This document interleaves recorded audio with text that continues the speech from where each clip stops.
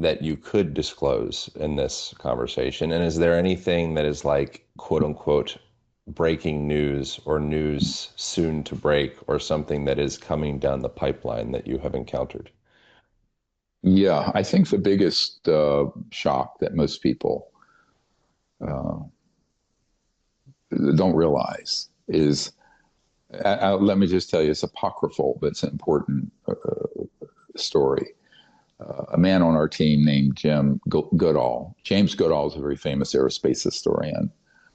And the week that the head of the Lockheed Skunk Works was dying, is his last week before he died of cancer in 1995, Mr. Goodall called Ben Rich, and asked about this whole issue. And I have a letter from Ben Rich to a friend that of his saying that there were both man-made and extraterrestrial UFOs in his handwriting on the stationery for the president of the Lockheed Skunk Works. That is in our archive. Everything's in there, my friend. Nobody reads, but it's not my fault people don't read. So I've spent 35 years and 20, $30 million to put this together. If people don't want to look at it, it's not my fault. People say, where's the evidence? They're right there. Can you read English or whatever? So anyway, I get very frustrated with that. But, after putting this much effort and had 4 people on my team assassinated, and I've had 3 assassination attempts, and people don't even want to read. It's like, well, if you're so lazy and stupid, you don't want to read, it's not my fault.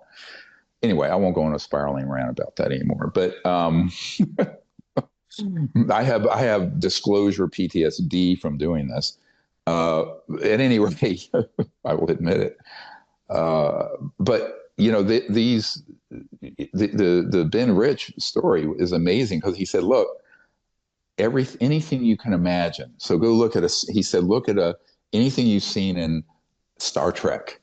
We've already done at the Lockheed Skunk Works, and it's not at Area 51. It's out in the desert, and we know where those sites are.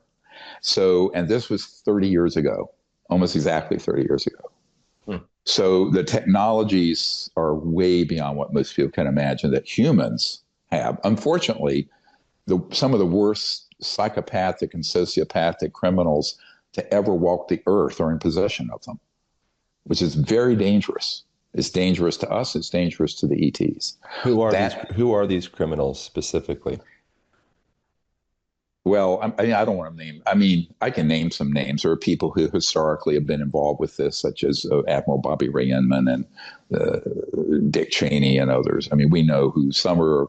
We know some that are living, some that are dead, and we know who are currently operatives. So most of the people you see in the UFO subculture, or a certain number of them, are also operatives for this organization that spread disinformation and false information.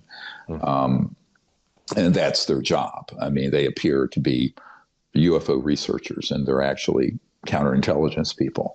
And we know who they are, and people have been duly notified. There are a couple of them who are very prominent that are on the list of folks to be interrogated and quite possibly arrested for treason. But that's another discussion. But I think the other thing that's really astonishing, in 1992, I first started this project to do CE5 contact. I wasn't involved in any of this disclosure stuff. I founded the whole modern disclosure movement in the mid and late 90s after I found out this cabal had submarined the president and all this. But my real passion is making contact and developing higher states of consciousness for people and starting a civilization that goes into that beautiful future instead of this dystopian situation we're in now. And so, but in 1992, I had a group of people, sort of like what we're doing in Arizona in September, but it was a smaller group. It was maybe 50 or 60 people on a beach near Pensacola.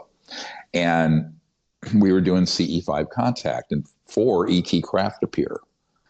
Well, one of them gets photographed and is on the front page of the Pensacola paper the next day. And shortly thereafter, the head of Army intelligence contacts me. and asked for a meeting the following month, April of '92. And it was very threatening. And he said, "What the hell do you think you're doing?" I said, "Well," and he said, "You've discovered the Rosetta Stone of ET contact, because all ET communication systems interface with consciousness and directed thought, like a laser, right? That's what I discovered when I was a kid, when I was 18. So, and then I set it up, this whole system, the whole CE5 contact app, which, people like Aaron Rodgers, he has that and has practiced that. That creates the ability to make contact. And he didn't want that. The General Stubblebine, his name was General Albert Stubblebine III.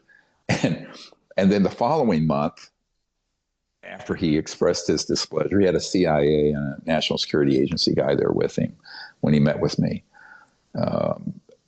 He offered me the following month $2 billion if I would stop what I was doing and join his little clique of goose-stepping fascists. And I said, "No, thanks. I'm not interested."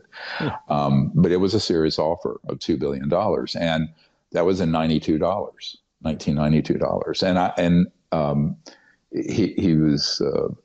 He had access to that. That's a rounding error for that organization. They deal with trillions of dollars in clandestine money, way more than the federal defense budget. So I said, "Look, I am not going to get off the path I'm on for no amount of threat and no amount of money." But that is how that whole started. And that's at the same time, there were what I call the white hats, the people who were in intelligence and military who wanted to see this subject resolved, right? That has grown and grown and grown. So I started out with, half a dozen whistleblowers. Now we have 750 some whistleblowers. And so it's snowballed over the last 33 years. So, but one of the things I learned in a couple years ago was that there is an operation, and this is why he wanted me to become part of his team, General Stubblebine, where they've taken the science of consciousness and weaponized it. So what they've done is that they have what are called psionic or P3 operators that will basically they are become instruments of their controllers, humans that then use these people who have been trained using drugs and various electronics to be able to, in consciousness, lock on to the guidance systems of an ET craft and kind of lure it or bring it over an area and then hit it with an electromagnetic and scalar weapon. Now, I have been at 2 facilities where that's being done actively. And so this sounds like science fiction. It isn't. It's a horrific use of very advanced technologies that are interfaces between electromagnetics and consciousness and thought. And that is the new frontier in science, right? Is the science of consciousness. And but I think that General Stubblebine knew that I had mastered that because of my meditation and near-death experience. But I also understand the physics of it because I'm a medical doctor. And so he was offering me all this money to be part of this nasty little bit of business. I didn't know until a couple of years ago the extent to which that had been developed as a technology for killing ET craft and killing their occupants. So it's a monstrous program. And most of the people who are in training to become P3 operators end up in permanent comas or die. But the ones that survive, quite a few of them are quite adept at doing this. I call it cosmic hijacking. Thank you guys so much for watching. If you enjoyed that episode, you might also enjoy this episode over here, as well as this one over here. Thank you for subscribing. Appreciate you. I'll see you in the next video.